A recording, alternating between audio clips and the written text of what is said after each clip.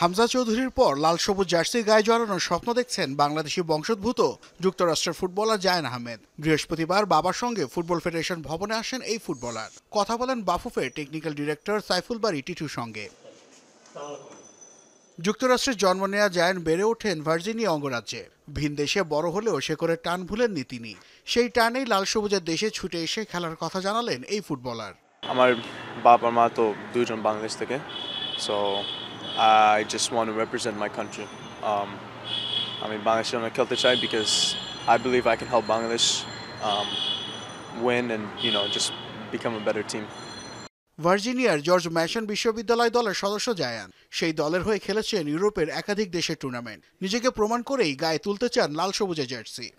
Just একটু brief কথা হয়েছে,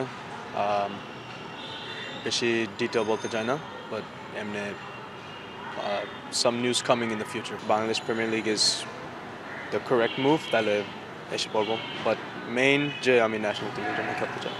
জায়ানের বিষয়ে ইতিবাচক সাড়া মিলেছে বাফুফের টেকনিক্যাল ডিরেক্টরের কাছ থেকে। ডাকা হবে অনূর্ধ্ব 23 দলের ট্রায়ালের জন্য।